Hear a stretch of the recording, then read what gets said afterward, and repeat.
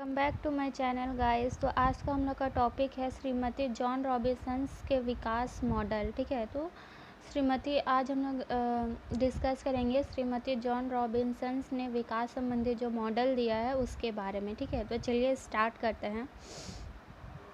Adam Smith तथा David Ricardo की तरह श्रीमती जॉन रॉबिन्सन्स ने भी विकास से संबंधित मॉडल प्रस्तुत किया, जिसे प्रतिष्ठित सिद्धांत में डाला गया है। इसकी प्रसिद्ध पुस्तक है द एक्यूमुलेशन ऑफ कैपिटल, जिसको 1956 ईस्वी में प्रकाशित करवाया गया था।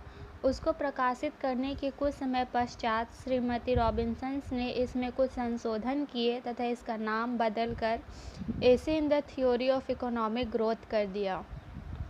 इसमें इन्होंने बताया है कि किसी भी अर्थव्यवस्था में पूंजी के संचय तथा विकास कैसे होता है। उन्होंने अपने सिद्धांत में जनसंख्या वृद्धि का वर्णन भी किया है और यह भी स्पष्ट किया है कि जनसंख्या वृद्धि कैसे आर्थिक विकास को प्रभावित करती है। यह मॉडल दो आधारभूत तत्वों पर आधारित है।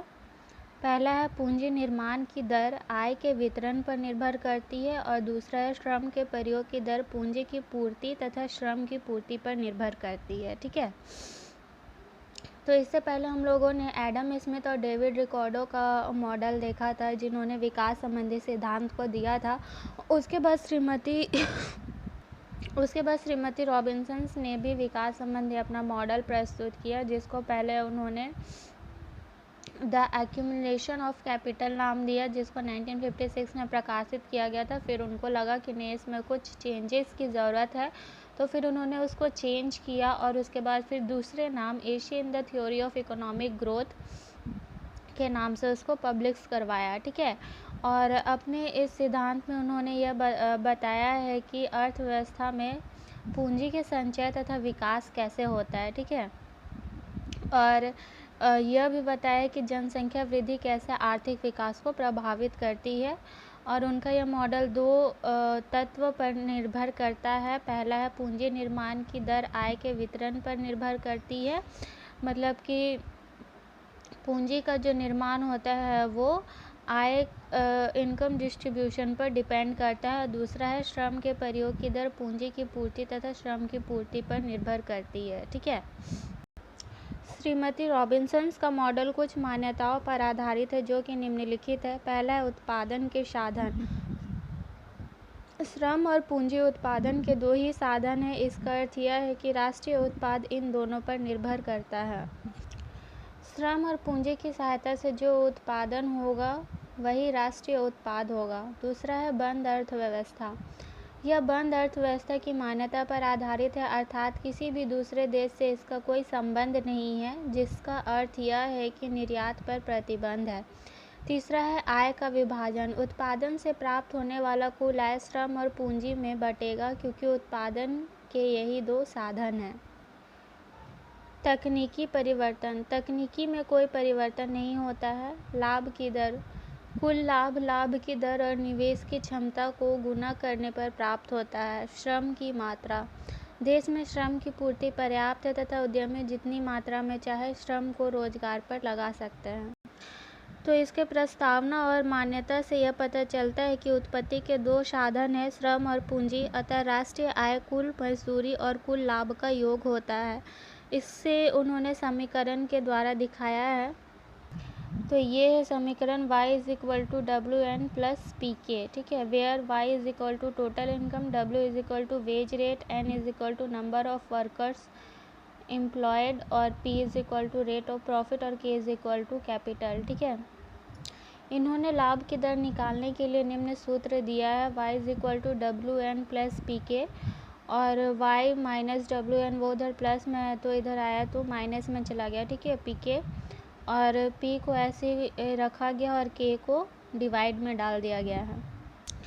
समीकरण से स्पष्ट होता है कि श्रमिकों को मजदूरी देने के बाद बची हुई शुद्ध राष्ट्रीय आय से पूंजी का अनुपात ही लाभ की दर है। इसी प्रकार इन्होंने मजदूरी की दर निकालने के लिए निम्नलिखित सूत्र दिया है, अगर वेज निकालना हो तो। ठीक है, y is equal to WN plus PK, y minus अभी पी के को हम लोग इधर लेकर के आएंगे लेफ्ट साइड में, is equal to W N, फिर y minus P K divided by N is equal to wage बच जाएगा। ठीक है, तो समीकरण से स्पष्ट है कि राष्ट्रीय आय में से लाभ तथा पूंजी की दर को अगर घटा देते हैं तो बचे हुए आय से श्रमिकों की संख्या को भाग देने पर मजदूरी दर क्या होता है, ज्ञात होता है। श्रीमती जॉन रॉबिन्सन का मानना था कि पूर्ण रोजगार की स्थिति तब तक ही संभव है जब तक जनसंख्या की वृद्धि के अनुपात में उतनी ही पूंजी वृद्धि की दर चलती रहे। इसके लिए उन्होंने समीकरण दिया delta N divided by N is equal to delta के divided K, where delta N is equal to क्या है, change in employed workers, N is equal to number of employed workers, delta K is equal to change in capital और K is equal to capital. ठीक है, इस प्रकार एक और पूंजी की वृद्धि दर और दूसरी ओर जनसंख्या की वृद्धि दर है जो अर्थव्यवस्था की वृद्धि दर को निर्धारित करती है। जब जनसंख्या की वृद्धि दर पूंजी की वृद्धि दर के बराबर हो जाती है तो अर्थव्यवस्था पूर्ण रोजगार के संतुलन पर होती है। इसी को रॉबिन्सन ने स्वर्ण युग कहा है। इसको उन्होंने चित्र के द्वारा भी समझाया। तो चलिए देखते हैं कि चित्र कैसा है। इसका फिगर ठीक है, ये यहाँ से सीधा लकीर गया है, ये यहाँ तक है। ठीक है, और ये लकीर यहाँ तक है, यहाँ है, फिर यहाँ से एक लकीर गया है, यहाँ पे भी गया है। ठीक है, तो ये बी है और ये जो कोण है वो बीटा है। ठीक है, ये 0 है, ये के है, ये ई है, यहाँ पे इनफाइनाइट को दर्शाया गया है, यहाँ पे एक कोण बन रहा है। ये डब्ल्यू है, ये ए है, ये वाई है, ये टी है और ये पी है। ठीक है, इधर एक्स अक्ष है और यहाँ पे एन है। ठीक है, और ये वाई अक्ष। इधर श्रम वृद्धि दर को दर्शाया गया और इधर पूंजी श्रम अनुपात को दर्शाया गया है। चित्र से एक्स अक्ष की बाएं ओर श्रम वृद्धि की दर तथा दाएं ओर पूंजी श्रम अनुपात को दर्शाया गया है तथा वाई अक्ष पर प्रति व्यक्ति उत्पादन को दर्शाया गया है। ओपी उत्पादन फलन को व्यक्त करता है जिसका प्रत्येक बिंदु श्रम व पूंजी के अनुपात को प्रदर्शित करता है। ओपी वक्र पर एक स्पर्श रेखा बीटी खींची जाती है जो ओपी को जी बिंदु पर काटती है। जी बिंदु स्वर्ण युग का पूंजी श्रम अनुपात है जो ओके के बराबर है। प्रति व्यक्ति उत्पादन ओ ए है जिसमें ओ डब्ल्यू मजदूरी दी जाती है। रॉबिन्सन का कहना है कि अर्थव्यवस्था में सदैव संतुलन की स्थिति नहीं होती है, इसमें विचलन होते रहते हैं, अर्थात यह घटती बढ़ती रहती है, जिसका कारण अर्थव्यवस्था में दो स्थितियां उत्पन्न होती हैं। पहला स्थिति जो है वो है o n divided by n क्या है, greater than delta N divided by n क्या है, ग्रेटर देन डेल्टा के डिवाइडेड बाय के है। ये पहली स्थिति है। इसमें जनसंख्या वृद्धि की दर पूंजी की वृद्धि दर से अधिक है। इस स्थिति में अल्प रोजगार की समस्या उत्पन्न हो सकती है। जनसंख्या अधिक होने से श्रमिकों की संख्या बढ़ जाती है जिस कारण मजदूरी की दर में कमी हो जाती है। दूसरा स्थिति है डेल्टा के divided by k greater than क्या है, delta N divided by n. यह दूसरी स्थिति है। इसमें पूंजी की वृद्धि दर जनसंख्या की वृद्धि दर से अधिक है, अतः प्राविधिक सुधारों एवं पूंजी श्रम अनुपात या उत्पादकता में परिवर्तनों के द्वारा साम्य की स्थिति लाई जा सकती है। ठीक है, बहुत से गुण होने के बावजूद मॉडल क्या है, त्रुटियों से मुक्त नहीं है, अतः निम्नलिखित आधारों पर आलोचकों ने इसकी आलोचना की है।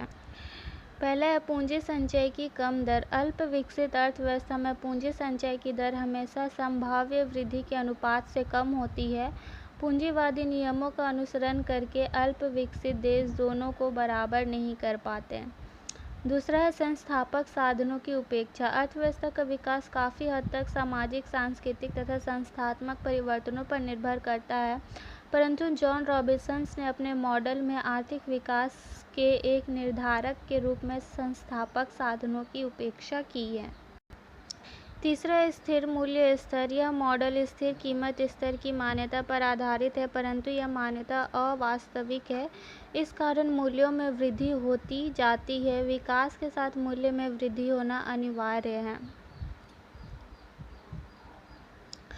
बंद अर्थव्यवस्था। जॉन रॉबिन्सन का मॉडल बंद अर्थव्यवस्था की मान्यता पर आधारित है, परंतु अल्प विकसित राष्ट्रों की अर्थव्यवस्थाएं बंद नहीं बल्कि खुली होती है। उपरोक्त आलोचनाओं से यह निष्कर्ष निकलता है कि विकास योजना की समस्या हल करने में स्वर्ण युग की धारणा का प्रयोग नहीं हो सकता है, क्योंकि स्वर्ण युग के लिए आवश्यक अपरिवर्ती निरंतरता अल्प विकसित अर्थव्यवस्था में उपलब्ध नहीं होती है। ठीक है, तो आज का हम लोग का ये टॉपिक यहीं पे ख़त्म होता है। आज का हम लोग का टॉपिक क्या था? श्रीमती जॉन रॉबिन्सन का आर्थिक विकास का मॉडल। ठीक है, तो मिलते हैं फिर नेक्स्ट वीडियो में नेक्स्ट टॉपिक के साथ। तो आशा करती हूँ आपको ये वीडियो पसंद आए। अगर वीडियो पसंद आए तो लाइक शेयर एंड सब्सक्राइब ज़रूर करें। और मैं बहुत ही इजी तरीके से बताने की कोशिश करती हूँ। अगर फिर भी आप लोगों को प्रॉब्लम हो तो प्लीज़ कमेंट करें, ताकि मैं इसे और इजी कर सकूं। तो ठीक है, मिलते हैं फिर नेक्स्ट वीडियो में। Thanks for watching.